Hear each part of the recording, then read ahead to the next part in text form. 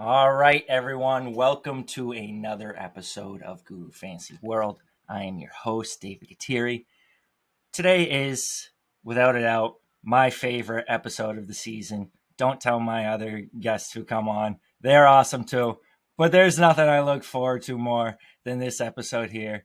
This is our annual meeting of the tight end minds with the FSWA Football Writer of the Year. Congratulations on that. Nobody more deserving the work you put in, especially at Fantasy Alarm, who you're repping. Andrew Cooper, Coupe Fiasco. You've been on before. Thank you for coming on again. We're going to talk tight ends today. But first, before we get to the tight ends, why don't you just tell everyone a little bit about yourself, how you got into the industry, and kind of, what you're doing over at Fantasy Alarm. Yeah, so I am the lead NFL analyst at Fantasy Alarm. This is one of my favorite shows of the year, probably my number one, man, because it's so funny. People will come to me and they're like, this guy, he thinks he's like the tight end guy. This guy thinks he's the tight end guy. They don't realize that, like, we're friends. We work together on this stuff. We want to get it right for you. Like, one thing I always point out is that if you're consuming his content or my content, you're in the top, like, 1% of people that care. Right? Like, there's so many people out there that play. All they do is pull up, consensus rankings. If you've ever commented on something, you're in the top like 1% of the top 1%. There are so many people that play fantasy and so few that actually take it seriously that we're trying to help you. We're trying to work together. We want to get this right as a squad here. You know what I mean? Avoid the fallacies and bring the position to prominence, because so many people are out there trying to, nerf their league, remove the tight end position. Don't do that. That's so silly. It's the best way for sharp gamers to get an advantage. With me coming up, I started posting on Reddit. That's where I came through, and eventually took that, made it my portfolio, got a gig over at Fantasy Alarm. The funny thing, David, is that I was set to do running backs my first year there for the draft guide, and I had this whole tight end spreadsheet, like you do too, with like all my stuff in it. And I sent it to Howard Bender. He was like the OG tight end whisperer, right? And I was like, here you go, use this. And he goes, what's this? I go, it's just a little research I've been doing. And he reached out to me and he goes, you're doing the tight ends. I was like, okay, well, what are you going to do? He's like, what position were you going to do? I'm like, running back. He goes, okay, I'll do running back. He's like, you're doing the tight ends now. And since then, I've done the tight ends. Obviously, you and I, we do more than just tight end now. We cover every single thing, right? It's like, and not to mention, it's like we work together. You and I play against each other in a league. Obviously, I'm trying to beat you there. But with this show, we're trying to get to the bottom of things and help each other and help everybody, right? So that's the goal of this show today, and hopefully we can come together and give some people the information they need to dominate this position. Yeah, it's definitely not a competition, but if it were, I would disagree with you. I don't think I'm the tight end guy. I would definitely nominate you for that head honcho role. But it's certainly the position nearest and dearest to my heart, and one that I kind of go the extra mile on. That's the one. I'm certainly not charting every single running back in the league. Here's what I'm calling running back. Yeah. Here's what I'm calling it, man. It's the Brotherhood of Tight End Whisperers. You're in there. Exactly. Howard Bender's in there. Dan Williamson's in there for me. I like the work that Max Toscano's doing too. I'm potentially going to grab a show with him, but he's doing some good stuff. It's like we're in this together, man. So yeah, it's the brotherhood for me. Don't sell yourself short, dude. You do great. You do crazy good stuff, dude. So let's talk a little bit about it. A little bit about our processes and what we're actually talking about when we say we have a tight end process, because that's such a catchword in the fantasy industry. Right. My process. Like, it could mean anything. It could just mean you're drafting guys whose names are David every year. Right. That's my process. David Njoku, tight end one. I'll tell you that right now. Not a terrible strategy. Hey, at the tight end position, at least. Guys that have their first and last name start with the same letter, right? Evan Engram, Hunter Henry, lock them down. Maybe not Eric Ebron. That one year with the Colts, but. Yeah. So what is your process? Talk about that a little bit. Yeah, and one thing we have to be clear of is that my dynasty process and my redraft process have some differences, as do yours. Like, your dynasty stuff is top notch. It's incredible. And your redraft stuff is as well. And we acknowledge that two different things. Some people out there have a hard time separating the two. And I think it's a detriment to them, right? Because in dynasty, we really want to focus on pure talent, right? The most talented guys eventually find their way, even if they get stuck in the wrong spot early, find their way into the right role. Evan Engram, for instance, talented player, dealt with a bunch of nonsense, bad quarterback play, bad coaches that made him play in line. Eventually he got out of there, went to play with Doug Peterson, and it was great, right? So for Dynasty, we care about talent. For redraft, we have to care about talent, scheme, and opportunity, right? So on the talent front, right, we're obviously looking for guys like that. That's the easiest place to start, I think, David, because you have your spreadsheet and your checklist where we're looking for guys that have speed. We're looking for guys that win versus man to man, right? That's such a crucial one in terms of creating for yourself, especially in the red area, right? You see it. So people will say touchdowns are fluky, but you can boil it down and say, hey, which of these guys can actually win when it gets down to lockdown 1-versus-1 situations in the red zone? There's a reason that guys like Mark Andrews and Sam LaPorta and Hunter Henry have more touchdowns in those situations and get more targets in those situations than other guys. So from a talent perspective, you need those things. There's also a debate ongoing about whether you need to be able to block and be an inline blocker versus, if you're not an inline blocker, you basically need to be a better wide receiver than the wide receivers on the team so that you can actually just play wide receiver the whole time like some of these guys do. So from that standpoint, we're going through and we're looking at the physical build of these players, which I love hearing your list for like Dynasty, what we're looking for, because I know you've been going back years on size and speed. So why don't you hit them with some numbers on that? Yeah, before I talk about like the actual data I'm tracking in my checklist, I just want to kind of piggyback on what you're talking about in terms of scouting the talent at the position and how important that is. And that's not just a dynasty take, that's also a redraft take as well. Like when we look at a lot of these tight ends who are now valued as the top tight ends in dynasty, Brock Bowers, Trey McBride, George Kittle, Tyler Warren now. These guys have been nitpicked over their situation where we talk about, the redraft. Like people did not like Brock Bowers' situation last year at all. Yeah. So he was falling late in redraft. He was being discounted in dynasty due to that situation. But if you're scouting the talent, it's very clear how elite this player was. Right. So he's a player I know you and I were both in on last year. Another guy like Trey McBride, where, okay, you didn't see a lot in that first year. He was kind of trapped behind Zach Ertz. But if you are scouting the talent and certainly looking at his anatomical checklist profile, this was a guy, a second round pick, 4.56 40, 46% dominator, right. 2+ career yard per out run. John Mackey Award for the best tight end. 95 PF receiving grade. So this guy looks the talent part. Same George Kittle. He's been nitpicked over the situation in San Francisco a lot. Scout the talent. Right. Tyler Warren, I've been screaming this all offseason since rookie draft season. People have been fading this guy because of the quarterback situation. Scout the talent. Tyler Warren is checking every single box in my checklist. And you don't have to be like a professional scout. That's what I'm telling people. Like, you're not going to, like, you don't have to worry as much about like technique and things like that. Go watch the highlights for these guys, even just the highlights. Pull up George Kittle, pull up Sam LaPorta, pull up Brock Bowers, pull up Tyler Warren, and just watch for difference-making plays. Watch to see if they're making contested catches. Watch to see what happens when they get down near the 5-yard line. These dudes are finding a way to make it happen. Watch to see what happens when they have 3 guys on them and they need 1 yard. They get the yard, right? Then go watch Luke Schoonmaker's highlights and just watch a guy that is basically just collecting play action passes and wide open in the flat. He's no catches versus man-to-man, no broken tackles, none of that stuff. Like, that is, if you're just at the base level, when you're watching, just sit down and say, how many difference-making plays did this player make?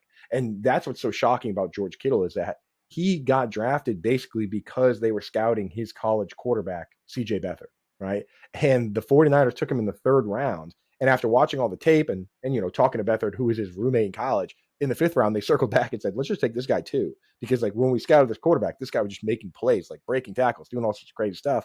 And it turned out to be one of the best hits, 5th round pick, one of the best picks the franchise has ever made, right? It's like you can separate those guys. And that's the thing about Tyler Warren that I don't get. Because I do understand people, if you want to nitpick the situation right now, whatever, but like you can't watch him play college football and tell me that guy isn't a star. Because he is, on one of the best college teams in the league by far, and he was the focal point of the offense. Yeah. And we talk about watching the film, watch these guys on film. A lot of these guys, I would argue you don't even have to. Not to No, say you don't. don't. No, you Not don't. to say Though. don't Right. watch any film. I would say you're definitely going to benefit. But a guy like George Kittle, you look at his checklist profile on paper, he was a guy who looked like a very intriguing, a guy who shouldn't fall into round 5 Right. we talk about. So I'll start at the beginning. These are all of the things that I'm charting. And this is basically what I found to be predictive. So number 1, we're charting height and weight. Like you said, we want to look at the build. Is this guy in between basically 6'3" and 6'6"? Is he between 240 pounds and 260 pounds? If he's above 6, we're talking 6'7", 6'8", that's kind of outlier. Same goes 6'2", 6'1", kind of outlierish. You start going up above 260 pounds, you're a really big guy. We're talking like the Cole Kmets. That was one issue I had with Cole Kmet. I'm like, all right, he's really 262 pounds. Like, we're talking like Will Disley, Right. Those guys tend to be limited as receivers, used more as blockers. So we want them to be the right height and weight so that they can be utilized as a receiver and not be losing a ton of routes to pass blocking snaps, which you kind of talked about before, where people say a lot of the narrative you hear is, oh, if he can't block, he's not going to get on the field. Or this guy's a good blocker. It means he'll be on the field. That means, you should draft him in fantasy, which I think me and you kind of push back on that. We stray from that line of thinking where we want routes. We don't want pass blocking snaps. We don't want a guy who's on the field to block. We want a guy who's on the field to earn targets. Yeah, but the number on that is, so if you take 15%, right? The number 15% of pass blockers, if you block on more than 15% of your pass plays, the odds of you having a top 5 season are essentially 2%. I've seen it 3 times since I've been doing this. George Kittle one year at just over 15%. Julius Thomas back in 2013 when Peyton Manning threw 55 touchdown passes. And then Gronk had one year where he basically caught 11 touchdowns in 11 games and got hurt. Right? Like those are true unicorn complete outliers. Everybody else, if you're asked to pass block at that level, it does not matter how many snaps you're playing. And some of the best examples are, go back and look at Tyler Higbee, the years where he was leading the league in snaps some of these years, but he's blocking on like 30% of his pass plays. He might as well be off the field completely because you can't catch a pass while you're blocking. Those are literally the same as plays where he's not on the field. So when it comes to that stuff, yes, we want the guy to be able to block to the point where he's not a liability, but we don't want them to turn around and use you like Michael Pruitt or Mercedes Lewis. Like, you got to be the best pass catcher on your team, flat out. Yeah. Anytime someone's case for a tight end starts like, oh, he's a good blocker, that's a red flag. Like, it should be, he's a good receiver first. Oh, and also he's a good blocker. Exactly. Like Tyler Warren. Tyler Warren's not on the field because he's a good blocker. He also happens to be a good blocker. Same with George Kittle. You remove George Kittle's blocking ability, he's not coming off of the field. So it has to be receiving first. Oh, he's a good blocker too. That's more of an indicator that he's just a really good player. Right. And to the point on some of these guys, like you take Evan Engram, who is towards the bottom of the size and weight. Like, it's not what we want, right? But he ran a 4.42. So a guy like that, if you can actually play the slot, I don't care that he's a bad inline blocker, because if you really think about the way Doug Peterson would think about it, or Sean Payton, who's a better blocker out of the slot, Christian Kirk or Evan Engram?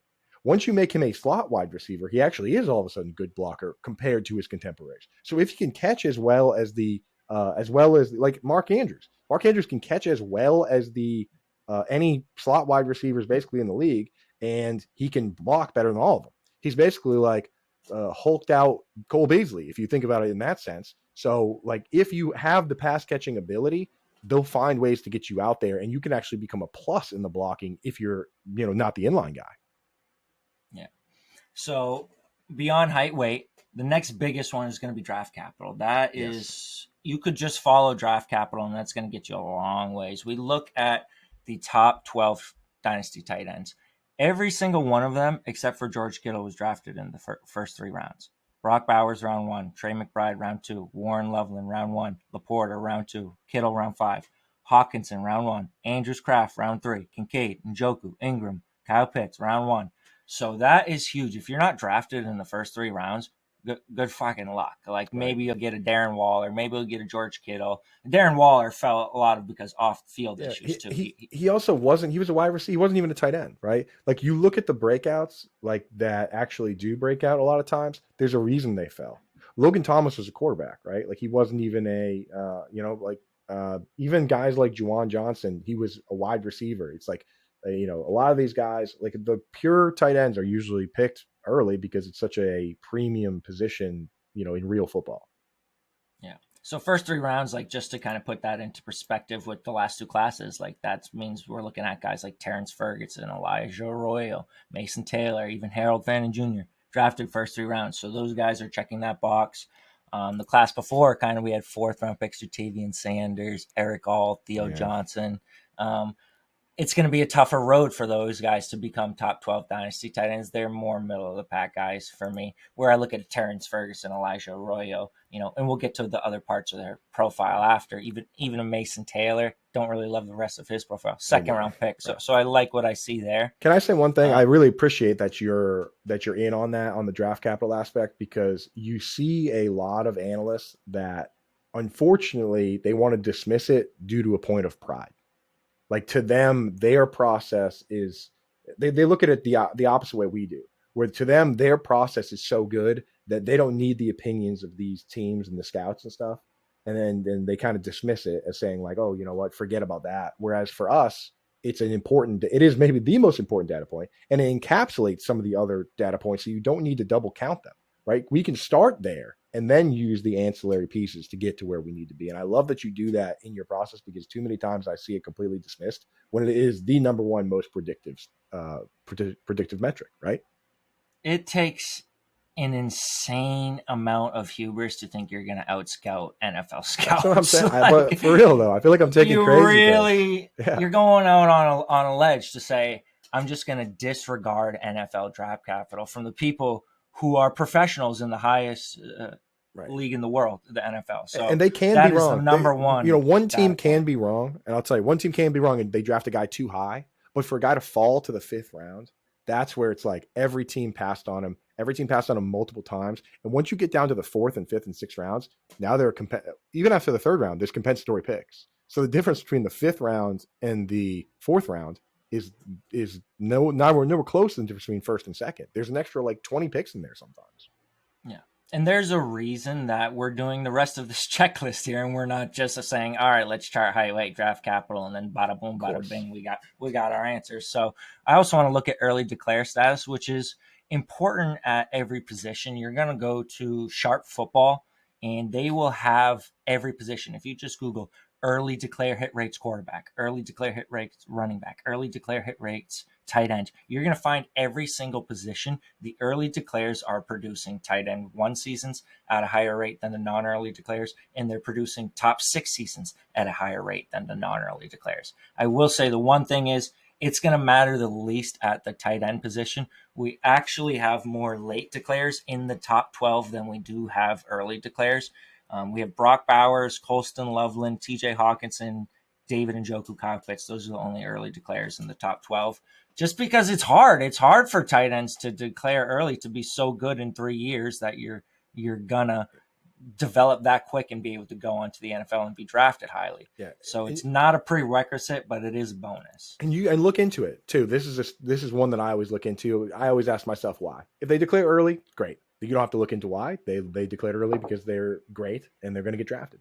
If they don't, look at it. So like for Tyler Warren, I'll just, we can dismiss that because he was a quarterback that converted to tight end and he was playing behind Pat Freiermuth. Like we know why it took him so long to break out, and we can say, hey, you know what? It would have been nice to have that data point on our side, but we understand what happened.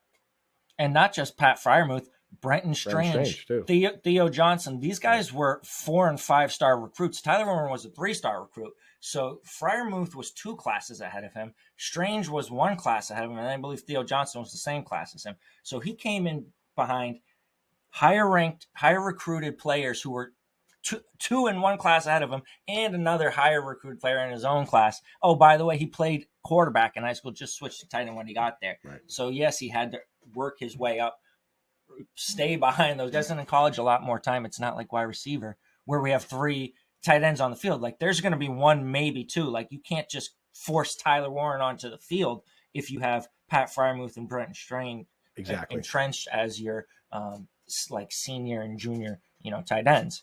So, and I don't even track breakout age for tight ends. I didn't find that to be really predictive at all. So people nitpicking the breakout age for Tyler Warren, I don't even care about that. I care about his single season high, and I care about his career yards per route run. And I also care about his highest PFF receiving grade, and I care about his NFL.com grade. So we'll get to those a little bit more. But back to early declare, it's not a prerequisite, it's a bonus. Like you said, though, the 40, the athleticism, that's a huge one. And you can see there's a tweet by Tej Seth, the relationship between 40 time and tight end yardage, and it's just like it just goes straight from the bottom left to the top right. Like it's just the faster you are, the better chance you have at generating yards. And we look at the top 12 again. Nobody's slower than 4.70. TJ Hawkinson is the slowest top 12 dynasty tight end at 4.70. Everyone is faster. So that's kind of like a rough. I've been looking for tight ends that ran a 4.8 or slower to have multiple 40-plus yard plays in the same season or even in their career. And there's basically only been two that I've been able to find. Isaiah Likely just did it, even though he's fairly slow. He's got a little bit of that basketball wiggle to him. He ran like a slower than a 4.8. The other one's Kyle Rudolph. You have to go back to Kyle Rudolph to find another one. So it's like these guys really are not breaking off big chunk plays, and it makes sense. You got to be faster than the safeties and linebackers, right? You can't just fist fight your way down the field every time. Certain guys can do it, like Gronk famously, would just be throwing people out of the club, but like for the most part, you got to be able to outrun a portion of these other guys. So you do need that speed. And I wanted to ask you about this. So for me, people always cite things like RAS score and things like that, but sometimes those overcompensate for size a little bit, I think, where it's like, they're like, oh, this guy's going to, and again, RAS score is a great metric, but it's just one of many. Like Spork, I look at all these, but sometimes I look at it, I'm like, they're like, oh, he's perfect score because he's 6'6", 260, and he ran a 4.68. And I'm like, well, that's not actually really outrunning anyone at that. You know what I mean? Like it's not really, I actually kind of prefer just the pure speed. I just want the pure speed number. Yeah, I think you took the words right out of my mouth. And if we get the video edition of this, knock on wood, you'll just see me nodding my head because I'm so disappointed. I actually went when you said we were going to do the show, not to interrupt, I went and bought a shirt from Tight End University, and it didn't show up. They messed up the tracking. So that was August 1st. So it was going to be here well in time to be rocking the Tight End U shirt. It didn't come in. Well, you'll have it for next year. Next year, yeah. That shirt's not going to go out of style. I'll send you the link. Maybe soon. Exactly. Maybe we'll have to get matching Tight End U gear for the next year. I think that's the play. Yeah. So anyways, I totally just lost my I jumped in on there. You. Yeah, you were saying that you were nodding your head when I said that I care more about pure speed than I do about like size adjusted. And again, I like RAS is definitely a good metric, especially for real life football. But for me, I just want this pure speed. Just that's what I want. I do, because I don't want to like talk bad about RAS or about Kent Lee. He does a good job, and I think it's a good score. But I also feel the exact same way where a lot of it is a height score. Like it's that height is playing a big role. Like I remember discussing Chigokonkwo, and I was discussing, and I didn't love Chigokonkwo as a breakout, but a lot of that was due to his low draft capital. It was due to the fact that he only had a 15% dominator in college, only 1.11 career yards per route run, 5.84 NFL.com grade. Right. So I had all these issues with Chigokonkwo's profile. Despite the fact that he was highly efficient as a rookie, looked to be taking him on more snaps in year two, I did see a lot of red flags. But then someone said to me, "Oh, he's a poor athlete." I'm like, Chigokonkwo, of all the people. He runs a 4.52 40, 35 and a half inch vertical. Right. Where are you coming up with, his RAS score? His RAS score? Right. Look at the RAS score. It's because he's 6'1". Come on. 98 percentile athlete. Yeah, like this guy is like, there's only been 3 guys over the last decade, last 5-6 years to have 3 plays of 40-plus yards in the same season. And it's George Kittle, it's Kyle Pitts, and it's Chigokonkwo. So Sorry, right. he's short, Say what you will about the not rest of the profile. athletic. Yeah. Say what you will about the rest of the profile, but this guy can just flat out outrun people. Like there's no doubt about that. Yeah. So I do think you need to be, if you're going to use RAS score, like you're going to look at the, okay, Terrence Ferguson is going crazy in the RAS. Good. He's a good athlete. But again, a lot of that's due to the height as well. Like 4'6", 40, that's good. 39-inch vertical, that's great. But it's going to be even inflated more by the fact he's 6'5" plus. Right. So, And I think the RAS score translates really well to wide receiver and running back. And I think that, maybe we should reach out. Since we've been doing this a long time, maybe reach out and be like, hey, you know what? Maybe don't use the same formula for this other position. Maybe tweak it a little bit to just juice up speed just more. Because we've seen, studies done by Ryan Heath at Fantasy Points and all over these great guys are doing these studies that show that at the tight end position, even more so, believe it or not, even more so than wide receiver running back, pure speed is one of the most predictive analytics. So maybe we should reach out and be like, hey, you know what? Just bump up the actual speed number regardless of size and see, you might get a more predictive number for tight ends. yeah. Or even just reduce the weight that height Right. Yeah. carries in the formula. I feel like it's overweighted. But anyway, so moving on to what we're tracking here. So 40, obviously vertical is the other one. I don't track 3-cone or shuttle. I wouldn't say there's no signal to them, but I want to look at 40 first, and then vertical is another one I like to look at. In terms of vertical, every single guy in the top 12 who participated was 33 inches or above, other than Mark Andrews, who's 31 inches, kind of. Andrews obviously not a stellar athlete. But then we kind of talk about what other people say about the tight end position. You brought this up before where, you said other people say draft capital doesn't matter because, we look at George Kittles and Darren Waller, like they say it doesn't matter. What I see a lot is people say college production doesn't matter. It doesn't fucking matter for tight ends. It's a traits-based position. I don't care if they produced in college. I don't care if they were good, bad, whatever. Like I heard this with Darnell Washington. I heard it with these other players. Like, oh, it doesn't matter what their college production was. I'm scouting the traits. But I don't find that to be true at all. Right. Not at all. When I chart these players and I look at their best season dominator rating, which is their percentage of yardage and their percentage of touchdowns divided by 2. So if a guy has 20% of the yards, 30% of the touchdowns, he has 25% dominator rating. It's just the average of those two, of his yardage share and his touchdown share.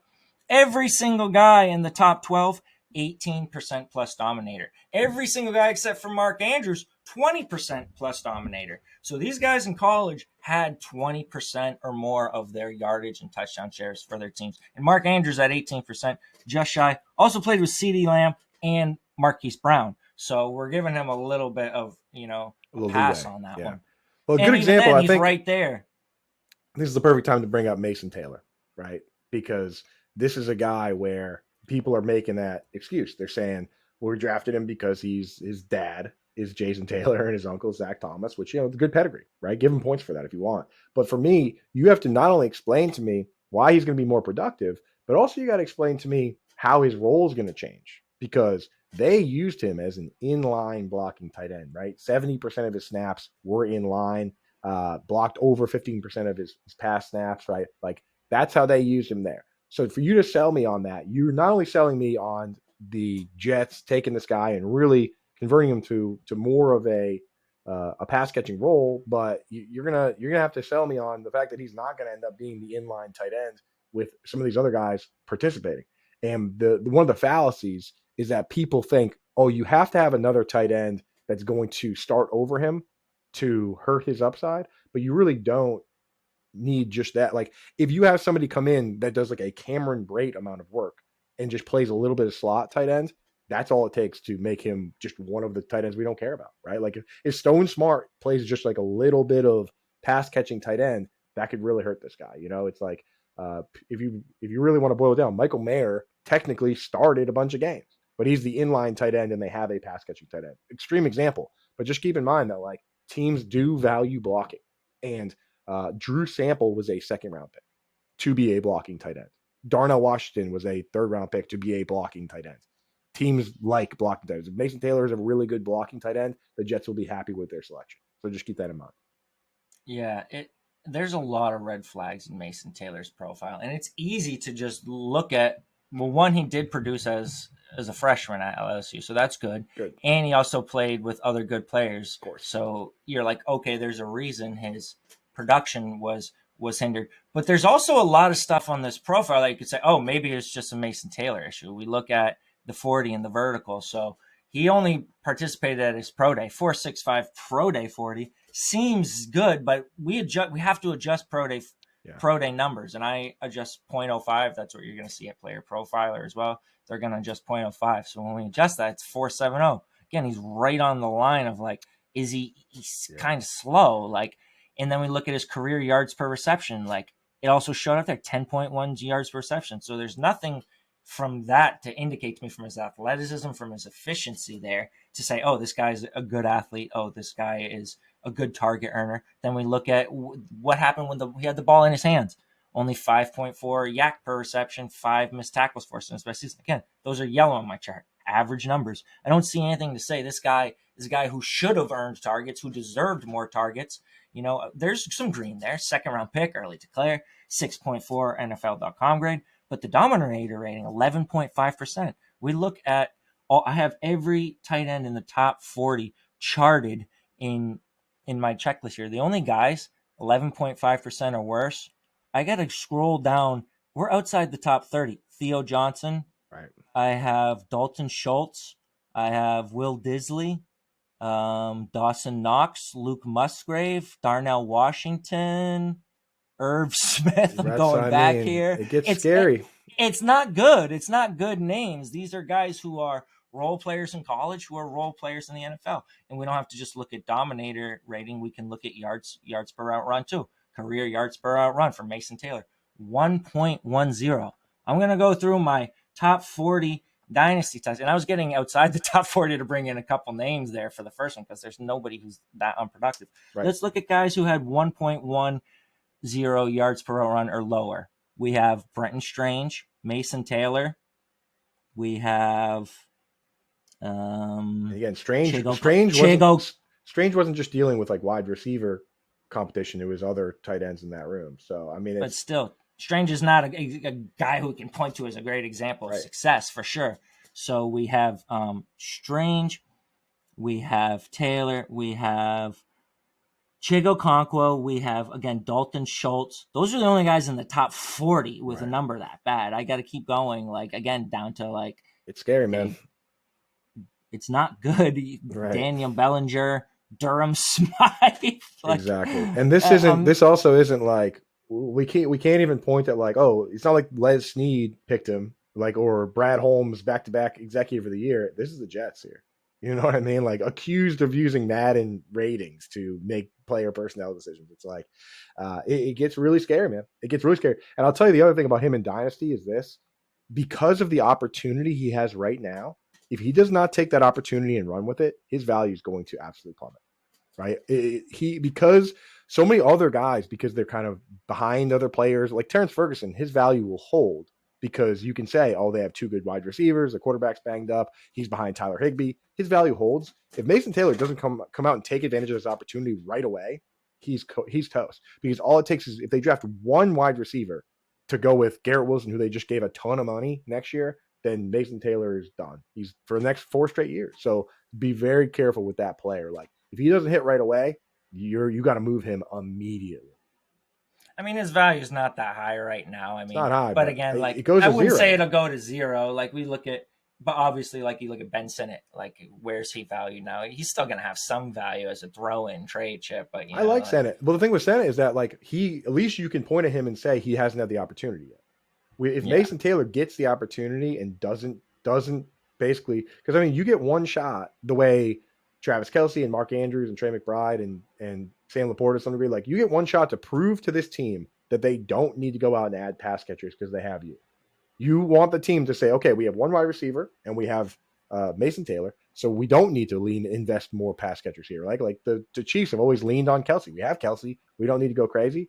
If the Jets turn around and take a wide receiver in the first round in 2026, Mason Taylor's done, right? Like, even to some degree, Brenton Strange now, I look at him and I'm like, what's the up? If Travis Hunter hits, he's locked in as the 3rd target on that team for the next 4 years until he leaves, because BTJ is a first-round pick with a 5th-year option, and so is Travis Hunter. So like, if you're a Brenton Strange fan, you really need to be betting against Travis Hunter. You need Travis Hunter to face plant. I wouldn't go that far. I think you kind of do. I think you kind of do. I think the third option in that offense could still be valuable. Like we look at guys like Tucker Kraft. I think he might have been 3rd in targets last year. Like you can still, if Tucker Kraft does what he did last year, we'll be very disappointed, right? He had 4 targets a game. Yeah, but if Brenton Strange does that, we're gonna be fucking psyched. Yeah, well, I know you and me playing very deep leagues. The average gamer, I think the average gamer would look at it and be like, and realize they don't necessarily have a starting tight end. I mean, I guess he could be Dallas Goedert, he could be Cade Otton, where anytime somebody's banged up, he gets a little boost, but he's got some standalone value. But like, it is kind of, it's nice that they don't have like a clear third option, right? Like Cade Otton is now in big trouble. Yeah, Cade Otton. If you were following us last year, he was not a guy who shined in this checklist. No. So he was a big time sell for us. Right. I feel good about that one because, he did. The hot streak it came to, and he came back to reality. He was basically only good in the games where Godwin or Evans missed. He was getting like 7 targets a game in those, but now he's buried under 4 wide receivers. Yeah, and that's why we scout the talent. When we look at Cade Otton, 4th round pick, no participation in the 40 or vertical, not efficient, 11.3 yards per reception, only 1.37 career yards per outrun in college. Nothing was saying this guy was a good player. We got decent NFL.com grade, 6.31, 82 PFF receiving grade.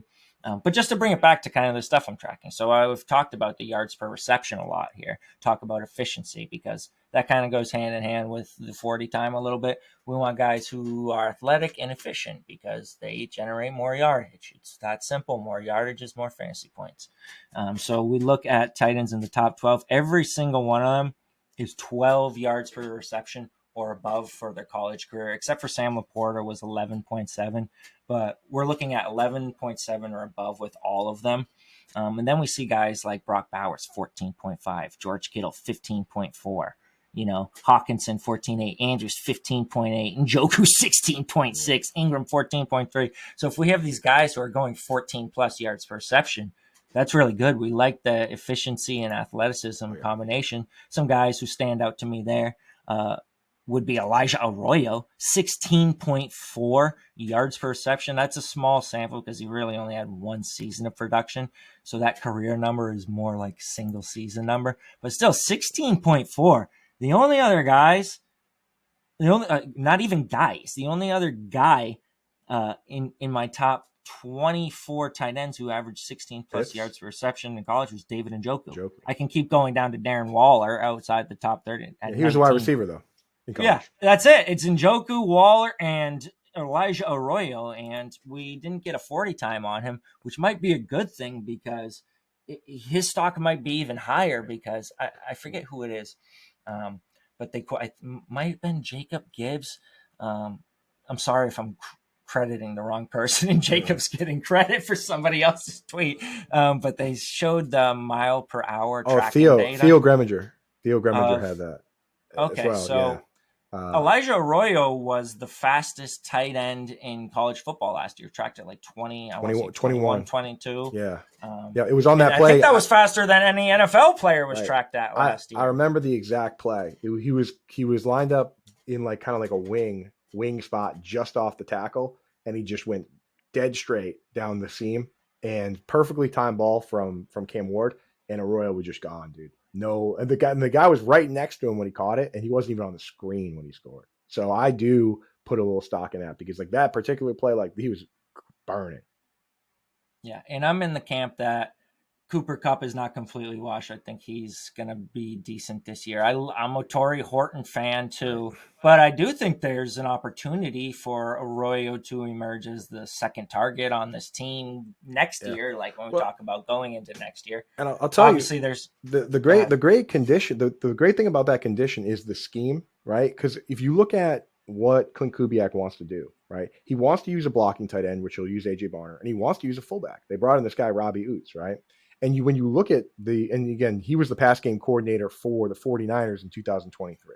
And if you look at what the 49ers do, and you look at what the Dolphins do, who run the same scheme, it's 2 wide receivers, the tight end, the running back, and then they rotate that other spot. Sometimes it's a wide receiver, but not a full snap share, not even close. Like Braxton Berrios wasn't even on the map. And then it's the fullback and it's the blocking tight end. When you bring in a fullback, who's coming out of the game? It's always the third wide receiver.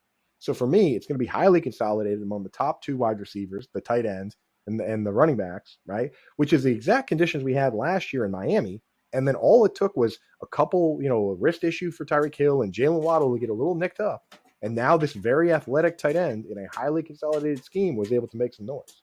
So for Arroyo, really, you're right that I do have him third on the team because I still believe in Cup and JSN. But he's kind of one injury away from being that guy. And Torrey Horton is also one injury away from going from this part-time chair into a full-time chair.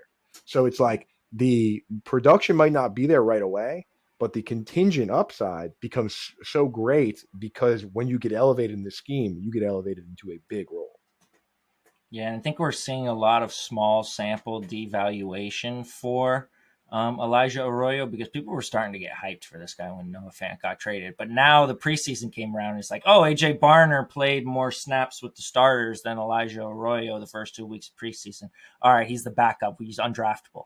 And it's like all that hype has just disappeared. Like he's going undrafted in best ball leagues now. Like he's falling down the ranks in Dynasty ADP. But I still think he's the prospect you want. And AJ Barner, to be clear, does not scare me. I'm going to have to find my best comparable player for AJ Barner is Durham Smythe. Like that's literally which Durham Smythe in this scheme with the Dolphins was the inline blocking tight end. I think that's what he's going to be. He's going to be Charlie Warner or Luke Farrell. That's his job. And the thing is, if they were to give AJ Barner the job, what's the upside of a guy that slow and with his profile? It's like, to me, here are the options. Elijah Arroyo is the guy and he's a guy, or AJ Barner's the guy and we have no guy at all. There's 32 teams. There's only so many fantasy relevant tight ends, 10 to 12 that we start. If AJ Barner's a starter and he's like their guy, then we just don't have a guy. And that's fine. But if Arroyo's the guy, then now we got some serious upside. And you guys, you want to hear AJ Barner's anatomical checklist? Please. How much red is on there, dude? It has 2 green marks. It's his height and his weight. That's it. That's he's 6'6", 251. Yay. Other than that, he's a 4th round pick. He's a late declare. We don't have any participation in the 40 or vertical. 11.4% dominator. And you guys remember that Mason Taylor, Dawson Knox, Chiggle Conco conversation. That applies to AJ Barner as well. 0.90 career yards per route run in college. This guy didn't even average 1 yard per route run in college. 69.3 best PFF receiver. Couldn't even hit 70. 4.2 yak per reception, 9.4 yards per reception, not efficient, not athletic, not a target earner. He's a big blocker. That's what AJ Barner is. That is, like we just talked about in this conversation, that's a guy who will have a role in an offense that wants to utilize a blocking tight end, that wants to utilize a fullback.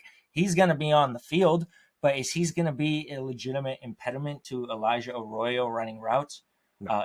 Especially if Elijah Arroyo is good, he's that 2nd round pick with good athleticism, good field stretching ability. I think AJ Barner is not scaring me at all. I think I will be buying the dip on Elijah Arroyo. Thank you very much. Look at what AJ Barner, what we think he's going to do. Think about the contract that Luke Farrell just got from the 49ers, right? He got a $15 million. That who? Luke Farrell just got a $15 million contract. Half of the people listening are going to have to Google Luke Farrell. Because he just got $15 million from the I'm going to have to Google Luke Farrell. Look him up, dude. He just got $15 million from the 49ers, which makes him a top 5 paid tight end in free agency this offseason, right? And they brought him in to be their inline blocking tight end.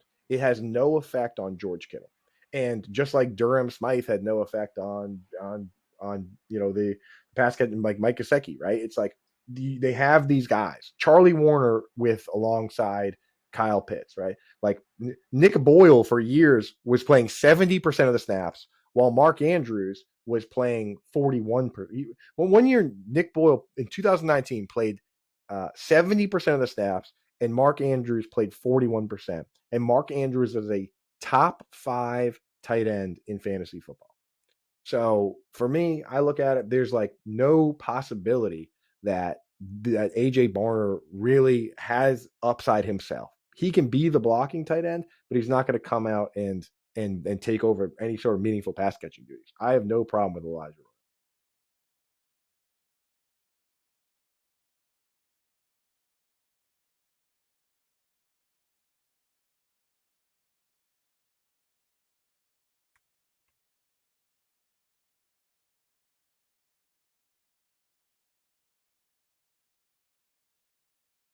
Everything all right?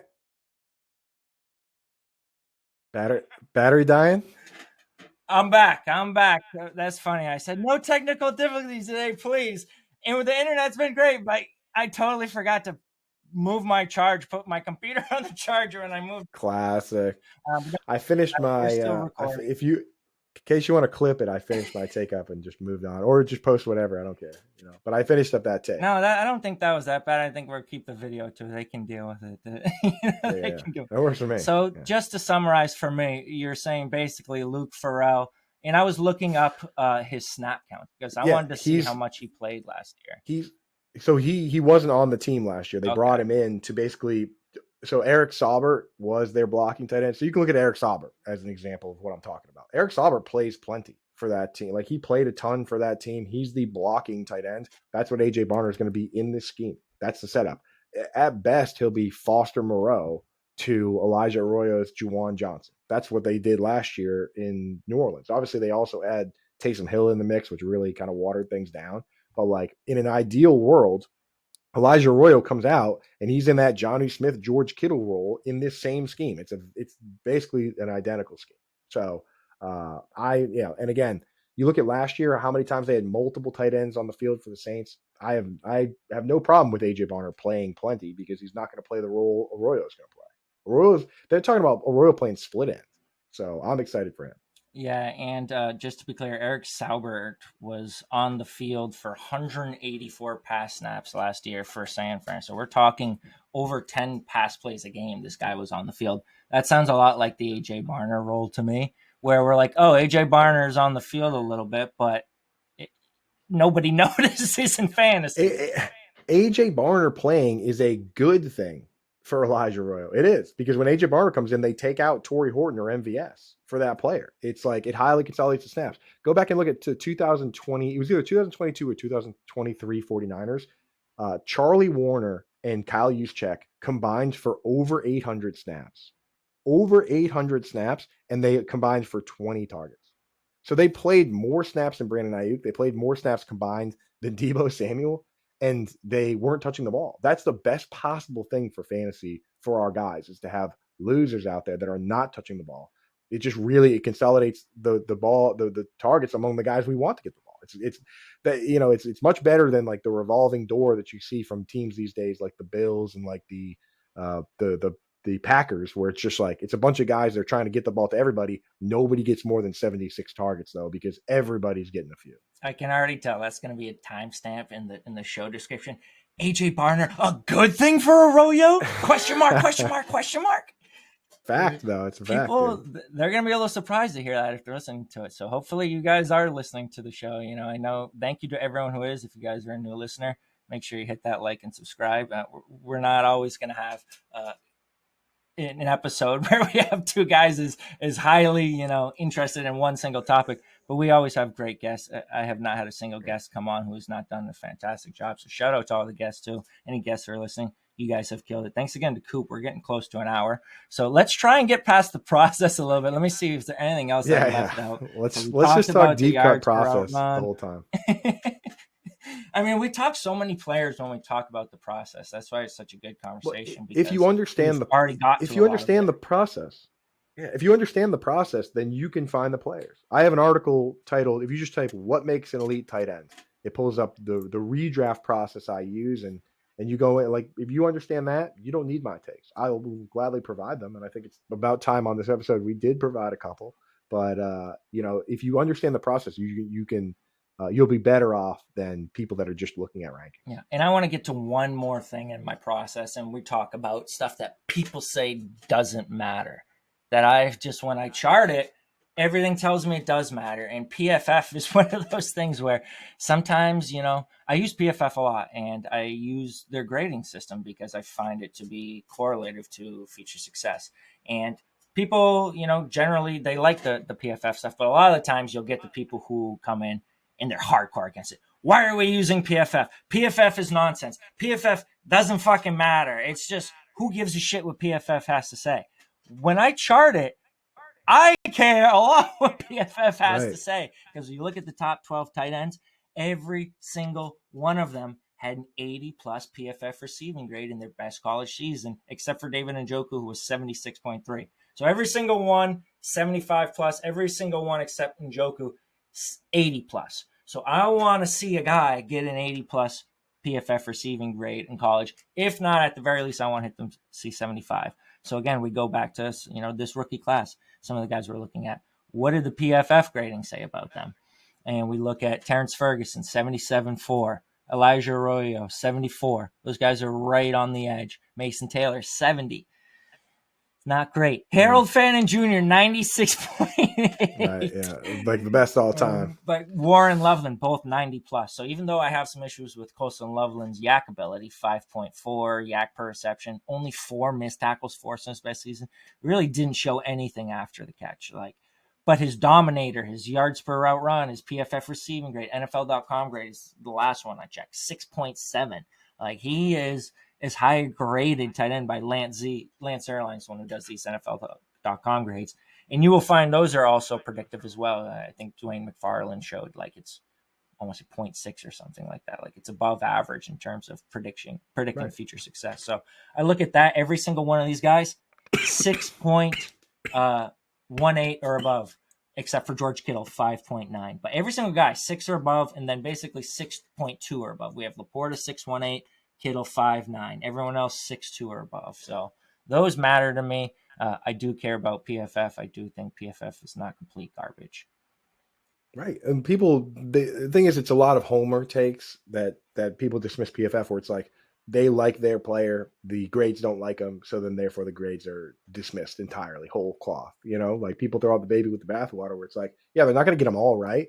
But as you talked about with Dwayne, if there's statistical significance, right, and it's not all just complete noise, then we should look at it. Anytime it's proven that look, this model does a decent job, let's check it, Exactly. And that's why I'm trying to chart everything that proves to be predictive here. I don't want to rely on just this or just that or just one or two things. I want everything that has shown to have predictive value in the same place, so I can evaluate an entire profile and get a real picture of strengths, weaknesses, red flags, pros, cons. So that way I'm not just operating with blind spots. You don't want blind spots. It's not going to be good, because this game has a lot of gray area and it's not black and white. So you don't want to just be eliminating things that do matter just because you have a certain bias against them. And that's from the talent standpoint. Then once you get into scheme and stuff, we're looking for guys that play wide receiver, right? We're looking for guys that run high A-dot routes, as you mentioned. We're looking for guys that are in a high volume offense, guys that are part of highly consolidated offenses. We obviously want to make sure it's a scheme where they're not blocking on a ton of pass plays. And then finally, can we paint the picture for this guy to either lead his team in targets or be second? Because the vast majority of difference-making tight ends are top 2 on their team in targets. There are outlier seasons where 3 guys on the same team all get 100-plus targets per PFF data. It hasn't happened since 2022, and that was also the year that Hawkinson got traded to the Vikings, so there's a little bit of an asterisk on there. But you really just need 90 targets to have top 5 upside. 90 targets or double-digit touchdowns. So certain situations you can get away with the guy being the 3rd target on the team. There aren't even enough situations where the guys are locked in to be in top 2. So that's just that's an ideal setup. So, and that's mostly for redraft. In Dynasty, we trust the guys on the chart to eventually get there, Yep. And we're going to shift that conversation now kind of away from the process and kind of the dynasty minded towards redraft, because we want to know about this year too. And we want to talk about players and how they're, specifically tight ends, how they're going to perform this year. And the number 1 tight end that everybody's talking about this year is at the top, and it's Brock Bowers. And he is not nearly as a unanimous pick in the 2nd round as you or I probably would hope, certainly as I would think. He is highly debated. So tell me, is Brock Bowers worth the round 2 ADP? Yeah. So what I've been making it clear to people this offseason is the bet you're making, right? Because that's this whole game is you're making a bet with each pick, right? The bet that you're essentially making when you take a tight end in the second round is that he's going to have a top 10 all-time season for tight end, which sounds scary. It does sound scary, but it's actually not that hard, especially for a guy like Brock Bowers. You look at the 3 years that Travis Kelce was worth his ADP in the second round or first round or second round, and he did have those were all top 10 seasons. The thing is, when you pick a tight end in the second round, positional scarcity does have to carry some weight, right? The top season in PPR all time is 330 PPR points. It was Rob Gronkowski. Kelce's had multiple over 300. 2022, I believe, is the second best ever. It's 317, right? The number one player in fantasy scores like 400, flex players, right? So Jamar Chase scored 400. CeeDee Lamb the year before that scored 400. That's possible, but it doesn't always happen, right? But the best players are scoring like 350 or so, right? So when you look at a guy like Bowers, for him to be worth that, like you kind of do need him to score 300 PPR points if you're taking him in the second round. It's not necessarily good enough for him to just be the number one tight end. For instance, the year before last, had you taken Sam LaPorta in the second round and he was a top tight end in fantasy and he scored 240 points, that's actually disappointing. I mean, even though he's the number one tight end, you didn't get the raw points you need. So for me, what I do is I make a big list of players that I believe can be the number one flex player in fantasy football, and I draft them first. And for some people, that list is only like 15 guys long, and you take Brock Bowers at pick 16.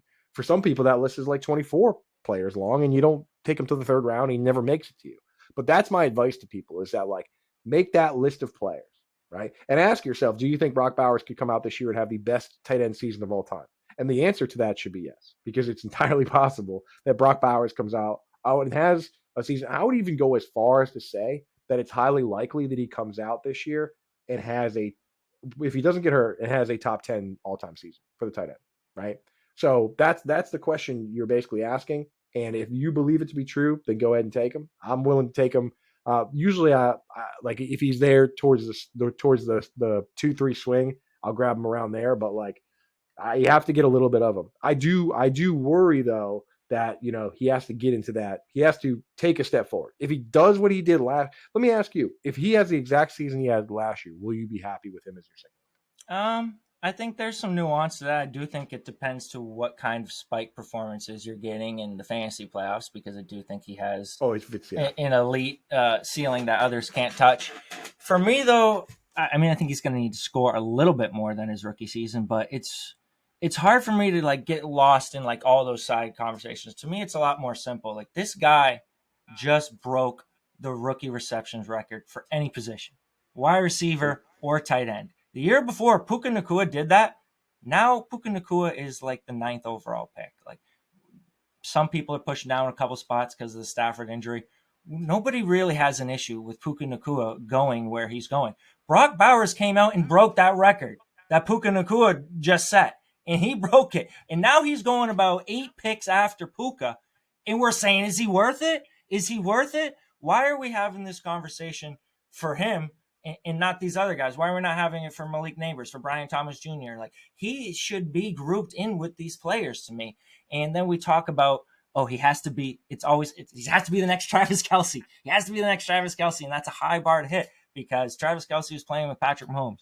For one, Brock Bowers, to me, especially talk about anatomical tight end checklist, he's a significantly better talent than Travis Kelce ever was. And I feel confident saying that after one NFL season, after the career that Travis Kelce has had, arguably one of the best tight ends, if not the best tight end of all time.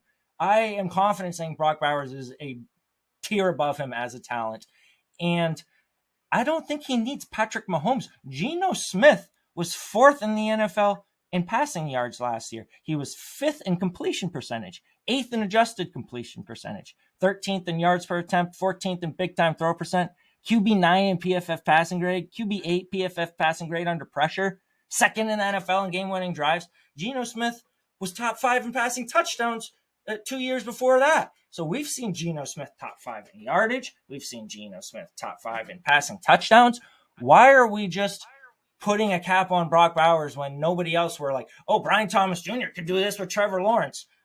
Malik Neighbors could do this with Russell Wilson. Brock Bowers can do it with Geno Smith. He is as good as any of these guys. And then we look at, you talk about the positional scarcity. It could be argued that he's more valuable than even those players in that range, because you look at league winners.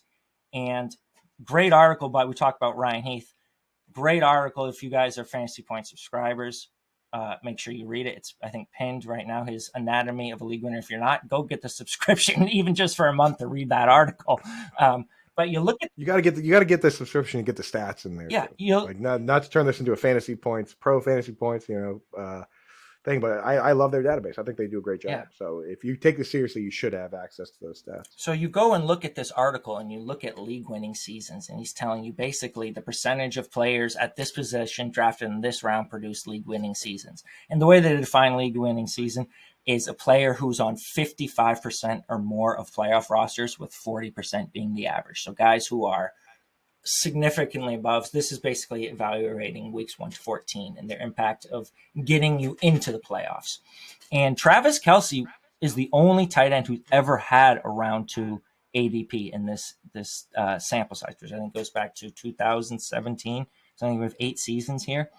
Travis Kelce was the only one who's ever had a round 2 ADP. He produced a quote unquote league winning season 50% of the time he was drafted in round 2. That was the single highest league winner rate for any position of any other in any round. We had round 3 and 4 quarterbacks producing about a 40% league winner rate in that time frame, where if you paid up for the top quarterback and you had an elite season, he was on 55% plus rosters. Other than that, we're looking 20% league winner rate if you draft a certain position in a certain round. If Brock Bowers is the next Travis Kelce, we're talking about a 50% hit rate in terms of producing a league-winning season, where he's on 55% of playoff rosters on ESPN and Yahoo. That is a very high percentage. That is arguably the single best bet you can make, not just in round 2, in all of fantasy. In the whole thing, the single best bet would be drafting Brock Bowers in round 2. So and that article is such a good Rorschach test, because you see what you want to see from it. It's funny. It's because Ryan Heath himself used that article to explain why he doesn't like drafting Brock Bowers. But like when you really boil it all down, if you believe in the player, he should be that guy, and he should continue to be that guy for years to come. Like, just like you mentioned Puka Nacua. Like, Puka Nacua last year was scoring 18.8 fantasy points per game. And that would have been the second best tight end. You put that out to 17 games. That would have been the second best tight end season of all time. So the bet, no matter how you look at it, is the same. If you believe this guy is the next Travis Kelce, then he's not only worth the second round pick this year, but he should be worth potentially first round picks and second round picks for years and years and years to come.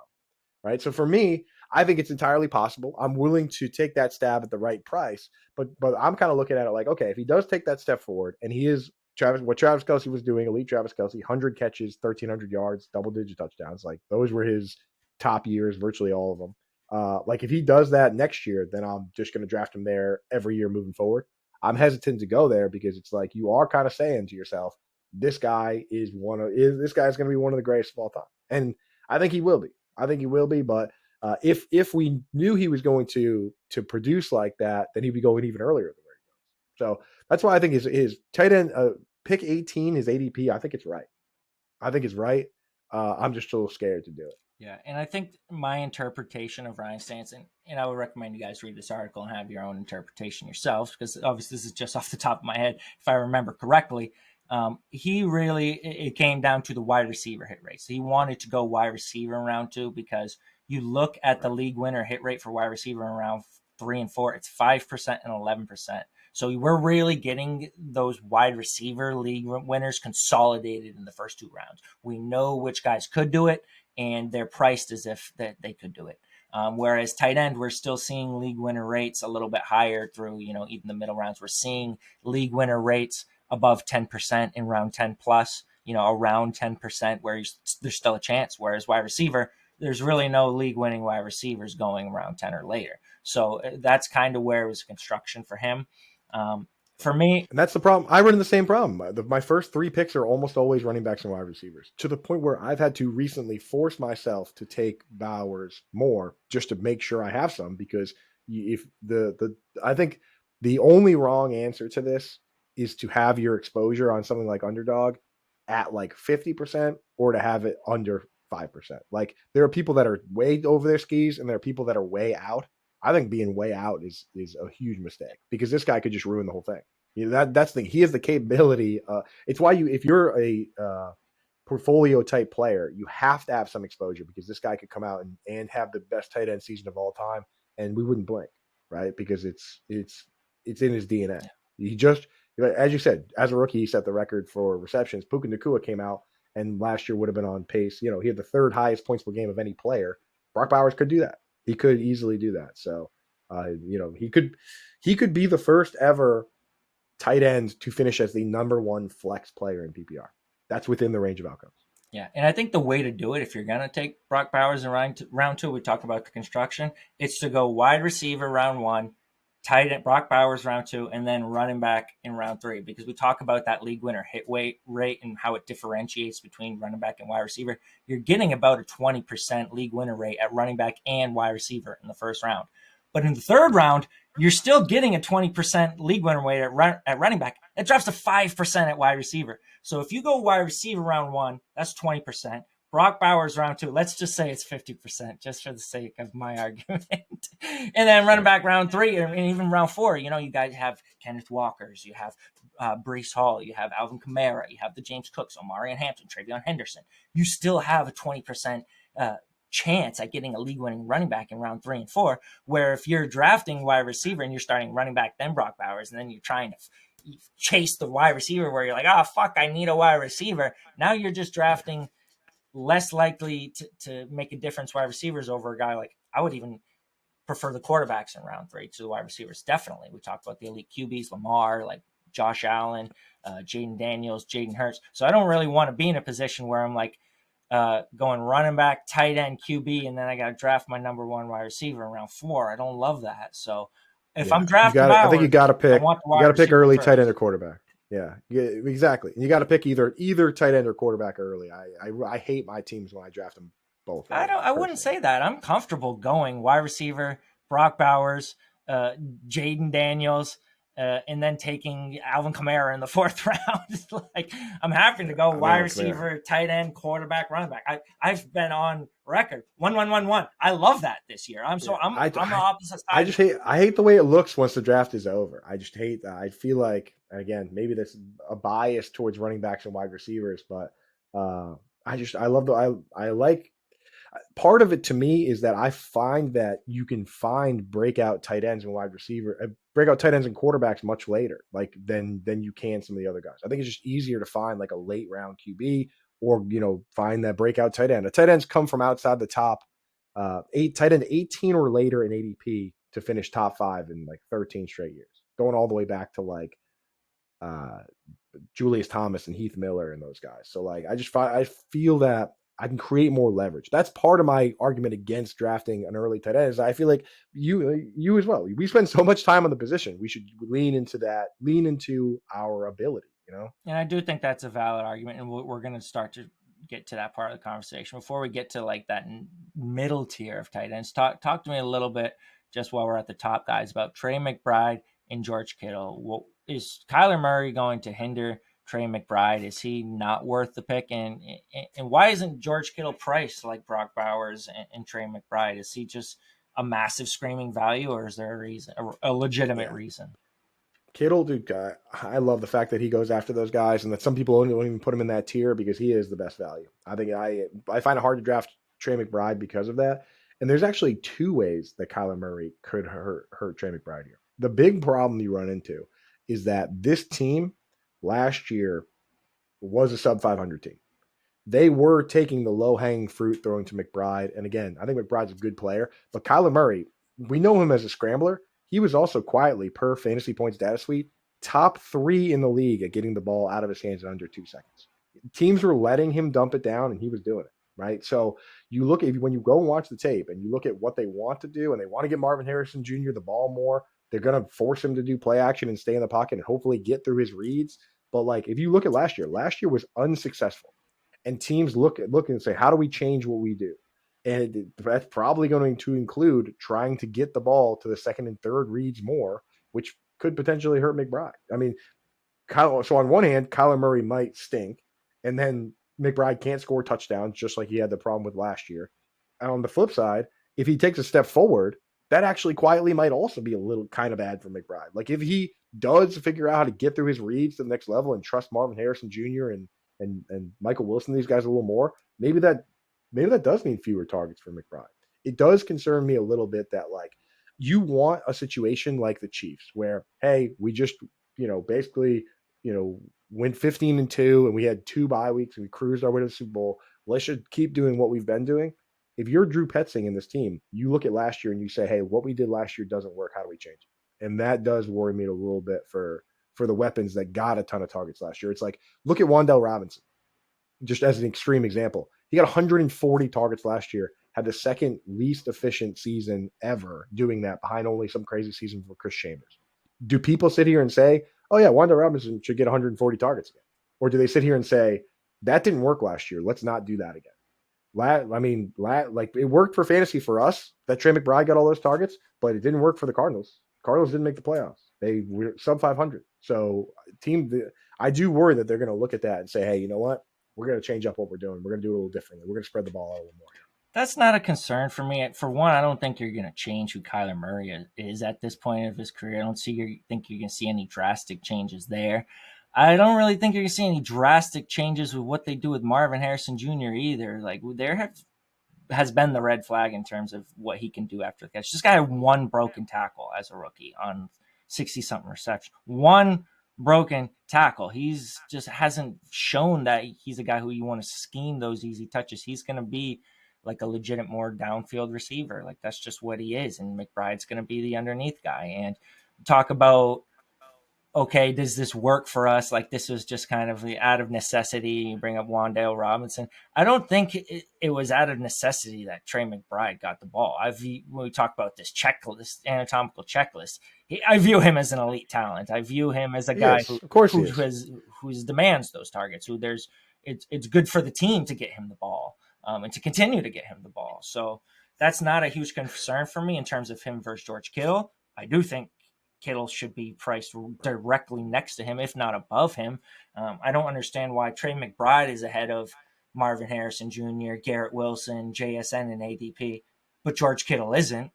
Why? I mean, George Kittle, if Trey McBride is worth more than those wide receivers, so is George Kittle. So I have Kittle priced above those wide receivers. I think he is a better value than Trey McBride. And I do think there's no good reason for him to be priced below him. I posted an article, if you Google Fantasy Alarm Marvin Harrison Jr., where I went and watched all 50 routes. And like, I do think it's a Kyler Murray problem. Marvin Harrison Jr., like if you go and look at his success rate on like player profile or fantasy points data suite, like this guy was getting open versus man-to-man routinely. It's just that Kyler Murray wasn't getting through his reads. So I do get, like, to your point, Kyler Murray might just be the guy he is, and he's never going to take the next step. Like if you watch Joe Burrow play quarterback, there's all sorts of times where Mike Gesicki's underneath, he's wide open. But Joe Burrow trusts the plays. He trusts his guys. He trusts that they're going to get open at the second level, and they do. So he doesn't just dump it down. He holds on to it. He waits for Jamar Chase and T. Higgins to get open at the second level. He can recognize that. Kyler Murray might not be able to recognize that, but there were a lot of times where if he had just held on to the ball a little longer and gone through his reads and trusted the play, Marvin Harrison Jr. would have had a better season. So maybe he does take a step and everybody eats this year. I'm just a little concerned. If I was a defensive coordinator facing Kyler Murray, I would just let him throw the ball underneath to Trey McBride, and then you tackle him and the drive stalls like it did all last year. So I just look at it from a standpoint of, maybe they will just keep doing what they've been doing, but at what point do you just get rid of Kyler Murray? Because that's not working. Like they're just going to do the same thing again. It's going to work somehow this year. I don't understand how that's going to, why that would even be their thought process at all. Well, there have been some questions about the coordinator and how good he actually is, but I would say it is year 2 in the system. I do agree with you. Marvin Harrison getting open reception perception still certainly has him as like 80th percentile against man zone and press. So he's a good route runner getting open. I do think it is a Kyler Murray problem.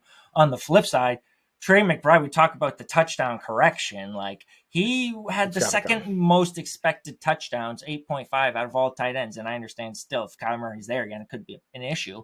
But he had the most targets inside the 10-yard line amongst tight ends, Trey McBride. So he's probably going to score a couple more touchdowns at worst. So I'm fine. But he's a fine pick too. Yeah, you can't go wrong with that. So let's talk about the middle tight ends. Who is next? Who is tight end 4? You got a gun to your head, Coop, and you got to choose your fighter. Sam LaPorta, Mark Andrews, Travis Kelce, TJ Hawkinson. Who's the tight end 4 this year? The great thing about this range is you don't have to take them off the board. And I'm not really drafting a ton of LaPorta or Hock where they go. I really think that in this range, it's a great place to generate value. Maybe if you're in, full PPR or tight end premium, you lean into Kelce, but I'm feeling really good about Mark Andrews this year. You look at all the numbers for this guy, and the deployment wasn't that much different than what we see from him besides that period early on where he was obviously not healthy, right? Like we're willing to give Tony Pollard and Darnell Mooney a pass for the way they played coming off the tightrope surgery, right? Like Tony Pollard straight up said, I didn't feel good until week 11. But with Mark Andrews, he has that same surgery, and we say, well, why wasn't he incredible right from the rip? He got in a car accident like 2 weeks before the season started or something like that. It's like this guy coming off a major surgery that he said the recovery was grueling from, and he gets into a car wreck, has a couple bad games, and we just write him off completely. But at the end of the year, like he did prove to be, he had 10 tight end 1 weeks in fantasy football. And I think Bowers had like 11, and that led the league. Like 10 tight end 1 weeks. He was just as efficient in the red zone as always. He was playing 70% of his snaps at wide receiver. Isaiah Likely was playing a bunch of his in line. Isaiah Likely is the one who's set to miss the beginning of this year after having foot surgery. Like Mark Andrews, and again, we talk about like Mark Andrews like he's 100 years old. He's 29, right? Or is he 29 or 30 right now? I mean, like Travis Kelce didn't have his first 1,000-yard season until he was 27 years old. Zach Ertz didn't have his first 1,000-yard season until he was 28. Delaney Walker didn't until he was 30, and then he had like 5 in a row. This guy's not old. He was just banged up last year. I would not be shocked if Mark Andrews came back after the way the season ended with the drop and worked his tail off, and he's once again one of the best tight ends in the league. And they are running the same scheme. I mean, it's still Flowers and Bateman and him and Likely. And a running back that doesn't really even catch the ball. Like, Mark Andrews is going to be just fine. Yeah, and I love that you picked Andrews because he's my most rostered tight end in best ball this year. And I don't know if you noticed, I snuck in one quick tight end tweet about a half hour before the show because I was in my tight end mind, and it was Mark Andrews. Oh, I didn't see it. It is Mark Andrews sneaky. Because this is a guy, all right, he has a 107, 1,361 yard, 9 touchdown season on his resume, where he finished as a tight end 1 and averaged 17.7 points per game. That wasn't that long ago. Like you talk about, this is going to be a second year removed from the fractured fibula. We talked about Tony Pollard. You brought up Darnell Mooney. Isaiah Pacheco, I think, is another guy who we're already starting to see kind of has that juice a little bit back more this year, certainly more than he did at the end of last season when he rushed back from that. And then you talk about last year, how good Mark Andrews was at the end of the season. In terms of the full season, he was the 4th highest graded tight end by PFF in terms of PFF receiving grade, 87.7 PFF receiving grade. The only guys higher, Kittle, McBride, and Bowers. That was it. The only guys who had better PFF receiving grade. If you hate PFF, Mark Andrews was 7th in ESPN open score, not amongst tight ends, amongst all wide receivers and tight ends. 7th in open score last year. In the one game Isaiah Likely missed last year, he had a 94% route participation. He had 6 receptions. Obviously, it's a 1-game sample. 6 receptions a game is 102 reception pace. This guy already has 100 reception season on his resume. So we talk about he's still graded good. He's still good. This guy's never averaged less than 1.88 yards per route run in his entire career in any season. So if the routes are up a little bit with Isaiah Likely, he's a little bit better off of a second year from a return from a fractured fibula. I mean, people will point to the touchdowns last year. Lamar Jackson has now led the league in passing touchdowns in multiple seasons. I mean, he's probably going to throw some touchdowns again. So guess how many times Lamar Jackson took the ball himself and ran it inside the 5-yard line last year? Less than I would imagine. Zero. Zero. He's not. People think that he's just going to steal all the touchdowns. He doesn't do that. It's the Derrick Henry where he throws it. People like they don't understand. Mark Andrews is the plan. Like that's the plan when you get down there. He's one of the best there's ever been at it. Like I feel like I'm taking crazy pills sometimes. That like I wrote an article on fallacies. I saw you retweeted that. I appreciate that. But so different fallacies. There's one called hasty generalization that we do every year. But the first 3 games or 4 games of the year, we just decide that's what the player is, right? Like DeAndre Swift last year had 3 terrible games to start the year, and everyone's like, that guy sucks. He actually was fine. You know what I mean? It's not even a player I like, but he's just a good example of somebody who, like, go look at his stats on the year. They were good. He was terrible for 3 games, though, so in our minds, we just threw him away. And Mark Andrews came out hurt. Isaiah Likely had the good game against the Chiefs, and then he had the 2 games where he didn't catch a pass, right? Like, he was clearly not okay. From that point on, he was a star. Once again, he was just back. You know what I mean? But like in our minds, we had already just been like, oh, you know what? It's over. He's dead. He's dust. Like you got to sit back and look at and forget your biases and look at the whole sample size. And the whole sample size for Mark Andrews is the guy we know and love. Yeah, you're speaking music to my ears because you talk about that anchoring bias, and that this is something we see in psychology where human beings we have a tendency to anchor ourselves to the first piece of information we receive on a topic. So those first couple games of the season are really going to be overweighted in our minds of what those players are. If player starts hot, we're going to think that player is really good. If player starts cold, we're going to think that player is really bad. And then we have to work to overcome that bias, but that is going to be anchored in our mind, and that's what we tend to attach ourselves to is the first piece of information we receive. So Mark Andrews has that working against him. I've been arguing half our season about whether he's even better than Isaiah Likely. I mean, I'm like, come on, guys, come on. What are we doing here? This is Mark Andrews we're talking about, a guy who is an impeccable resume, as you'll ask for. No slight to Isaiah Likely, but I still think Mark Andrews, he could finish as the tight end 1 this year. We talk about if everything goes right, that's the upside. Even if everything goes wrong, right? Let's say he's no better this year off of the tightrope than he was last year. Let's say Isaiah Likely doesn't miss a ton of time. Let's say his touchdowns regress a little bit. You're still probably looking at 750 yards and 7 touchdowns, and he's probably going to be tight end 7 to 7. Tight end 8. He's going to be roughly worth his price right now. Maybe slightly overpriced. But there's so much more on the other side of that for, okay, Lamar Jackson leads the league in touchdowns. Okay, if he's better off Tyrod. Okay, if Isaiah Likely misses time and maybe he's eased in. Like, there's just so many ways for Mark Andrews to outperform his draft costs. And he's going significantly later than I'm trying to find it here, but there's a quote from this offseason where Isaiah Likely said Mark Andrews is still the guy. He's still the dude. He's still the star. You know what I mean? Like Isaiah Likely himself is the one saying, you know what? Like, just remember that Mark Andrews is going to be back and he's going to crush. And everyone's like, no, you. And he's like, no. Like I'm one of the tight ends. You know, he's like he's still the guy. You know. Yeah. So I'm fully with you on that. So let's talk about the next batch, right? Because if you're not getting an early tight end, you don't grab LaPorta, Andrews, Kelce, or Hawkinson. Now you got to choose, right? Who the hell are you taking next? Because we can say, oh, I like them all. You got to pick one of these guys to go on your actual team. Are you picking Evan Engram? Are you picking Tucker Kraft? Are you picking David Njoku, Tyler Warren? Are you going further down to Colston Loveland? Who's the next best option there? In a best ball discussion, I have no problems with any of these guys just because, like, you can create a case for them to all be awesome. You know what I mean? So, like, that's the thing with best ball is it really smooths out some of the warts that you have from, like, other platforms. Like, with Tucker Kraft, yes, he only got 70 targets, but he had multiple 60-yard plays and made a difference with athleticism. And, you know, we expect him to get more targets. Multi-touchdown. The guy for me, right, the touchdowns, yeah, it's like that. Best ball smooths out some of those warts. For me, if I'm just doing, like, a normal hometown league, 12 teams, PPR, I got to go Evan Engram.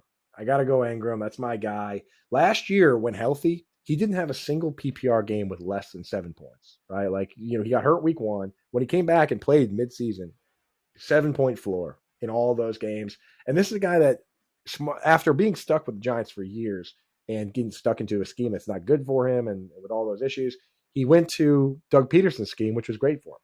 Then, you know, they bring in Liam Cohen, who is not a good scheme fit at all. They need an inline two-way tight end. They move on from him. He smartly, him and his agent, find the one guy out there who's willing to use a big slot tight end, right? And last year they tried a bunch of guys in this role. They tried Greg Dulcich got a game with 8 targets where he dropped 3 of them and ended up in the doghouse. Lucas Kroll got some chances.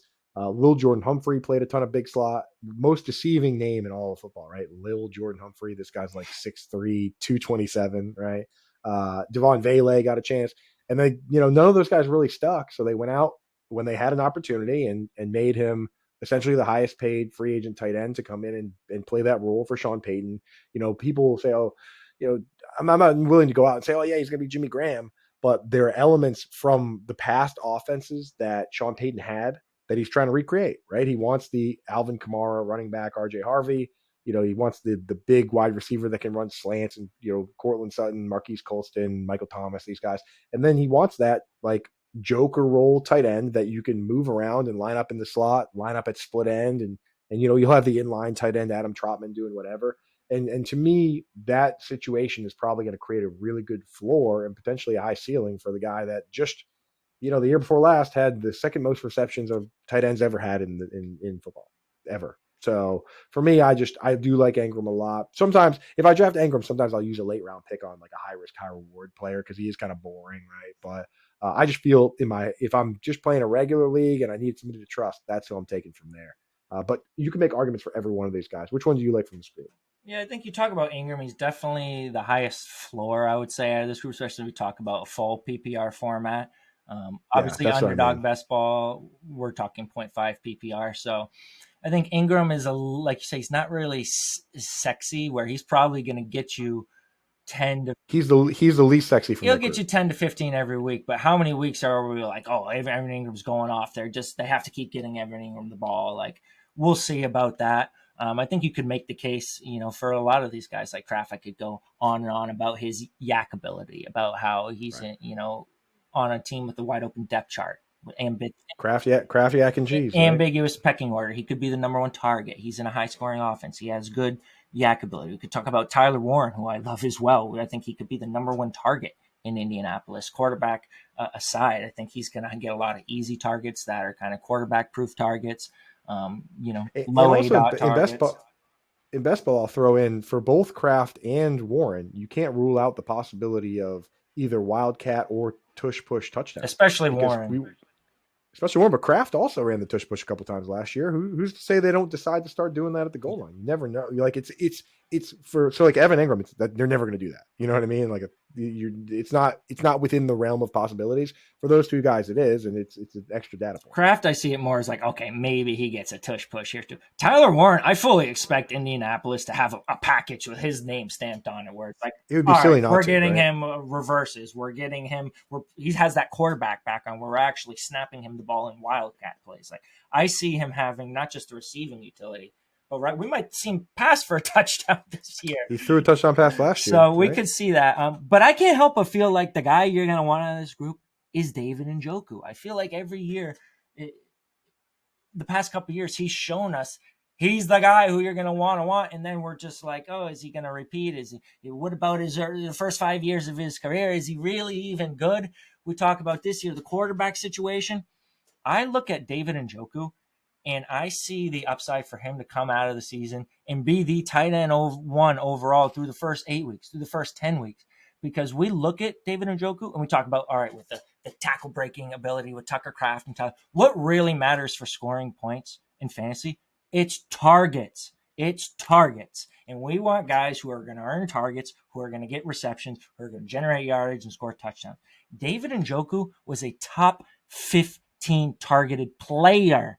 Not tight end, player in the NFL last year. David Njoku, the only 3 tight ends with 8 targets per game. I think it was Bowers, McBride, and Njoku. Kelce might have been in there, but that's it. David Njoku averaged more targets per game than Amon-Ra St. Brown, Nico Collins, Jackson Smith, and Jigba last year. Top 15 overall in targets. There's a good chance he's the number one target on this team. You look at Joe Flacco, he's probably going to start this season. He's probably going to play at least the first 8 weeks. Heath Cummings posted Joe Flacco's last 17 games. You know what it is? It's like 4,700 yards and 32 passing touchdowns.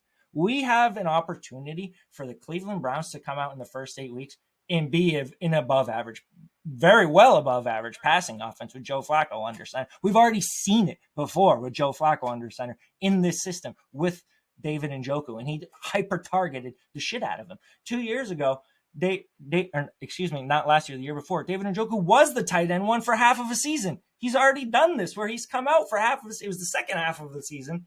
But he did this already where we saw Njoku posting 15 plus points per game for an entire half of a season. We talk about that anchoring bias. Sorry, everyone's word. What about week 17? All the money's won in week 17. What are you going to do when Shedeur Sanders, Dylan Gabriel's under center? In a redraft league, in the first 4 weeks, David Njoku is lighting it up on fire, averaging 16 points per game. We're going to anchor ourselves. We are biased to anchor ourselves to that early information. We're not just going to be like, oh, forget about Joe Flacco and what they just did the past 4 weeks. Forget about what he's projected to do in my lineup this week. What about week 17? No, we are prisoners of the fucking moment. And if David Njoku comes out hot, his value's gonna go up. You are allowed to trade in redraft. This is even best ball. You still got to make the playoffs before you win money in week 17. David Njoku, everybody is just fucking tossing this guy's side. Whatever. I love Tucker Kraft. I love Tucker Warren. Colston Loveland, to me, is probably the fourth target in Chicago this year, where maybe he's the third target, but he's probably going to be behind DJ Moore, probably going to be behind Romo Dunze. Luther Burden staying here. I'm going to go on record and say he's going to have less targets than Luther Burden as a rookie. Third or fourth target versus David Njoku, like top 15 target earner in the NFL. How is that a fucking conversation? Excuse me. How is that a conversation in anywhere but best ball? Like David Njoku is just the thing. Even in best ball, 97 targets in 11 games. Like even in best ball, you have to have more than one tight end. So, like, again, the guy that won Best Ball Mania had George Kittle, but the tight end that was in his lineup the final week when he won, 1.5 million was Juwan Johnson. It's like you draft Njoku, you're going to still have 2 or 3 tennis. So maybe if you draft Njoku, if you're scared about the Cleveland Browns clown car of quarterbacks that seems to open up every year around playoff time, well, then draft 3. Like, give yourself an extra shot of upside, but you still need, like you said, you got to make the playoffs. That's the most important thing. So, like, that's my one caveat with Njoku. If you draft him, just know that maybe your job isn't done. But in redraft, like from week 1, like who you're starting. So just know along the way, always just keep an eye out for the breakouts and maybe have somebody on the bench. It's as simple as that. It's the same thing I tell people with Tucker Kraft is that like people drafting Tucker Kraft, like he has the earliest bye week of any tight end. You're going to have to pick up another tight end during September. During the month of September, you have to add another tight end to your team. You might as well do a little yin and yang tight end and give yourself a shot of upside on top of it. It's like if you're going to start your draft with 9 straight running backs and wide receivers and then take Tucker Kraft or somebody like that, then you can afford to use an extra bench spot. Like I feel like, Dave, is this the first year in like forever that you and me are in on the back end tight end 1 group? I feel like it's always like it's always like Dallas Goedert and all these guys that like, we're like, whatever. This is like a bizarre world year where like there's just so many back end tight end 1 options that are appealing. It's changing the way I build teams. It's the best year ever to go late round tight end. Right. You're literally getting these guys. Like we talk Mark Andrews, David Njoku could be the number 1 target on their team. They're going in the 10th round, 11th round. Travis Kelce. Right. Getting these outside the top 100 picks. And that's another outside the top point. 100 picks. Sorry to cut you off, but before I forget about it again, because you brought it up earlier, right? We were talking about Mark Andrews and we're talking about the narratives about Wash, about the age. We look at age curves. Again, Ryan Heath is doing so much great work. He did the anatomy of a tight league winner. He has a whole series on age curves of different positions. We look at the age curves of the tight end position in their 8th season on average, which is what Mark Andrews is going to his 8th season. On average, tight ends in their 8th season are producing above 100% of their career baseline. That means Mark Andrews is not expected to fall off a cliff in his 8th season based on historical age curves. He is expected to produce above 100% of his career baseline in year 8. So we talk about these narratives. Wash, obviously Travis Kelce is much further along in that. But still, how much more washed is he this year than he was last year when he still was almost a 100 reception player? So I still think, again, Travis Kelce getting in the 8th round. Ninth round in best 90, ball. Come 97 on. catches. Come on. 97 catches. He didn't play the last week. Especially with the Rashee Rice stuff hanging over his head. Like, right. Come on, guys.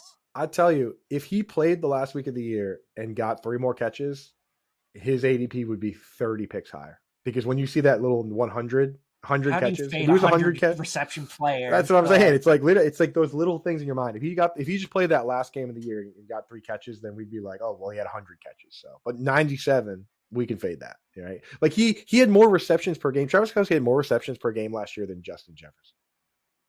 Yeah. Yes, fact. People are not gonna like that one.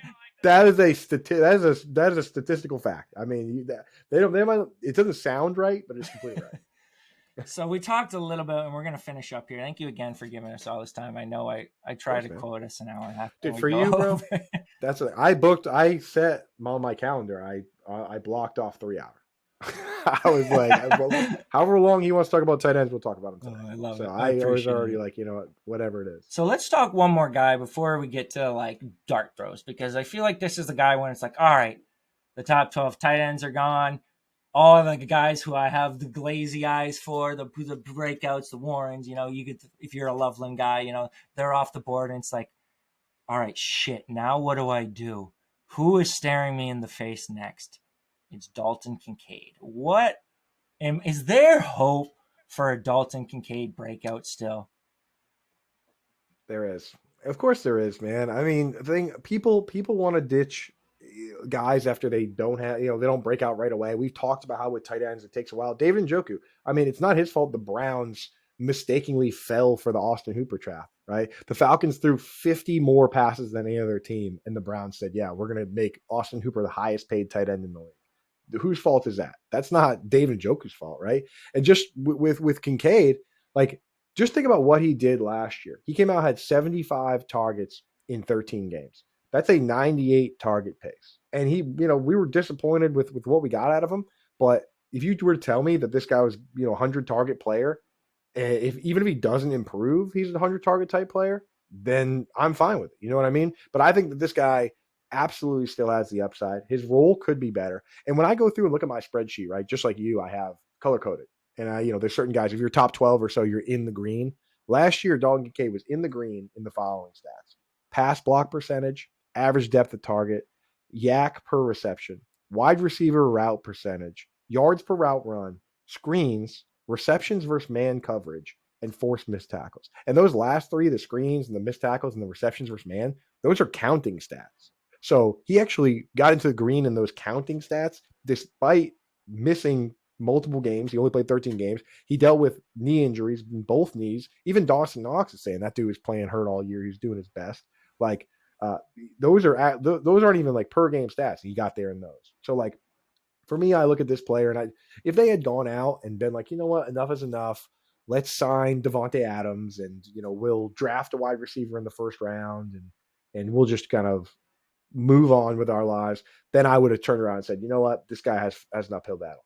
He's competing with the same guys. It's Khalil Shakir, who, good player, but he hasn't done it. He didn't do anything last year that Cole Beasley didn't do in that same role 2 years before. In fact, his season last year wasn't as good as Cole Beasley's 2020 season. Like, he's a part-time slot guy. Keon Coleman, people hate when I say that, but that is also, I mean, everything I said is correct. If he takes a step forward this year, he will be as good as Cole Beasley was. Like, Keon Coleman, I like the idea of the high risk, high reward outside wide receiver, but we haven't seen it. Elijah Moore and Josh Palmer might just be guys. Like, you know what I mean? Like, if Josh Palmer wasn't good with Justin Herbert, when's he going to be good? It's like they brought in Marcus Valdez-Scantling. It's like you watch this guy do nothing with Patrick Mahomes and Aaron Rodgers, and you were like, well, maybe now he'll do something. It's like, what? See, even now with the Seahawks, they're like, yeah, we'll see. It's like he didn't do anything with Josh Allen either. It's like, how many elite quarterbacks this guy need to play with before we say maybe this guy's the problem? So like for me, and I'm not worried about Dawson Knox. Plus, he put on a little bit of weight, so yeah, I'm still willing to bet on Dalton Kincaid. And this is the year though, man. Like, if he doesn't do it this year, when is he gonna? Right? Because the conditions are there, and he's not taking advantage. To be fair to Marquez Valdez-Scantling, he was a wide receiver 1 for those 2 weeks in New Orleans. All right, he was. But Dalton Kincaid, once Shaheed and Once Shaheed and Chris Yeah. Olave and Mason Tipton And the and backup and QB uh, was like, fuck it, and I'm Alvin Kamara, yeah, throwing. Marquez and is Alvin down there Kamara somewhere. and Taysom Hill. Once all those players got hurt, star. Yeah.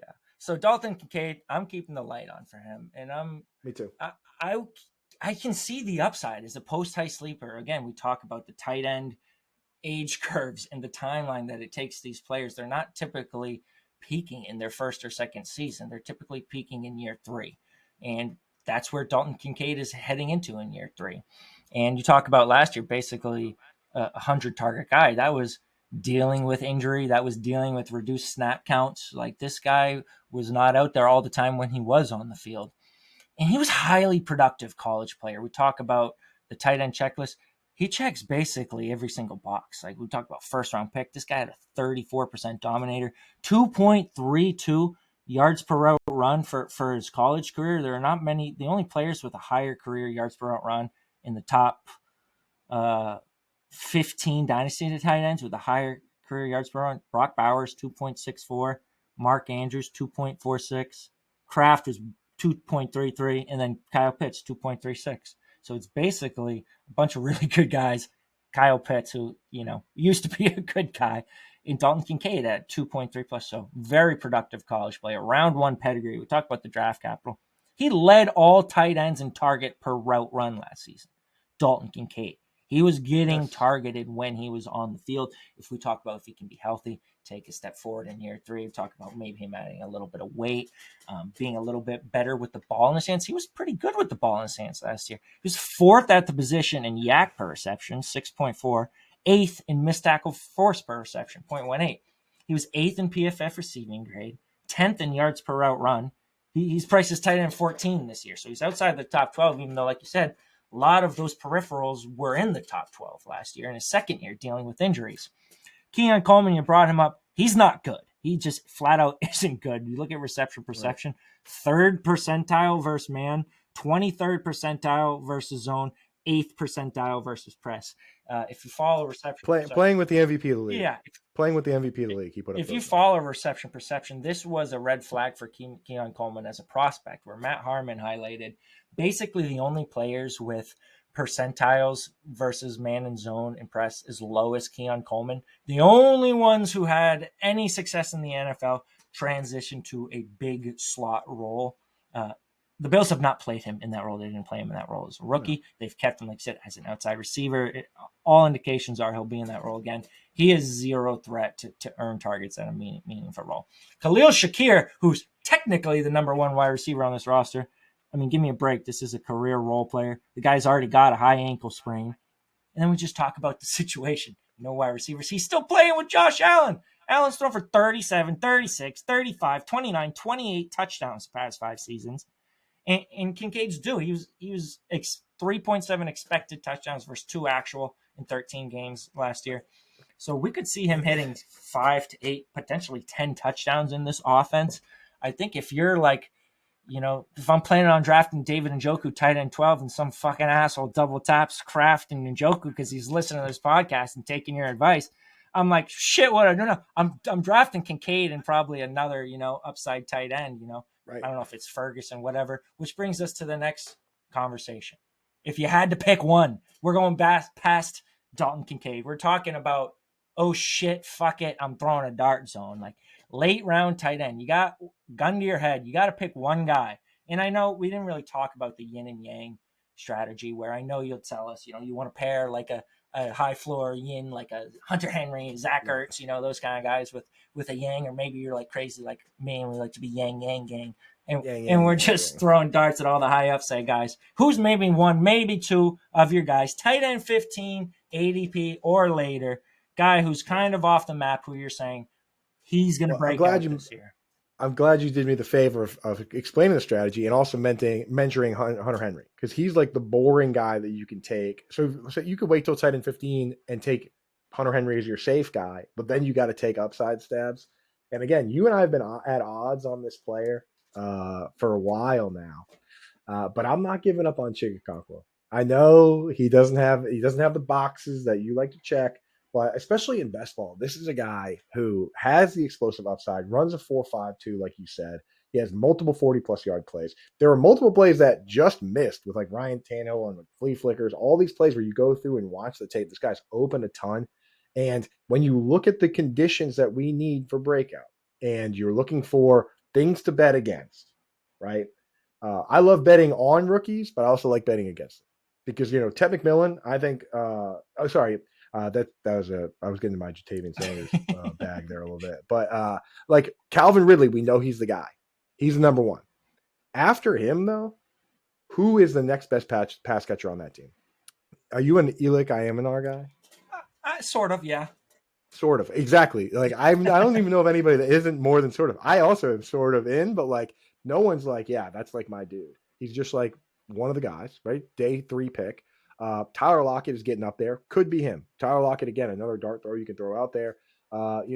Maybe Xavier Restrepo or from some of these other guys. But like I look at the Cam Ward, that's not a quarterback that in fantasy I'm scared of. In real life football, I'm scared of these guys that play hero ball and hold onto the ball a long time and make crazy decisions. Like he could be the next Jameis Winston or Jay Cutler or Ryan Fitzpatrick. Like that's the concerns with a guy like this. But those guys were all pretty good for their weapons in fantasy, playing hero ball and letting the ball fly. Also, a little guy named Elijah Arroyo had a pretty good college career playing alongside Cam Ward, a guy that he looked to often out of that big slot wing T type role. So for me, I am worried that he might not have a full-time role because of his size, but if he carves out a decent role there, I mean, conditions are pretty good for upside. If you were to take that situation and put a different player into the situation, I think you would definitely be very much in.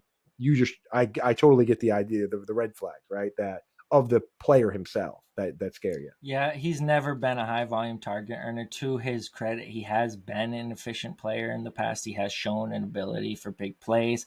It's on a wide open depth chart. I do think there's some upside for Cam Ward to potentially be a good passer. He's certainly not much of a rusher, so you're not going to lose a ton of passing volume to scramble work. So Cam Ward is a pass first quarterback. That's good for Chig Okonkwo as well.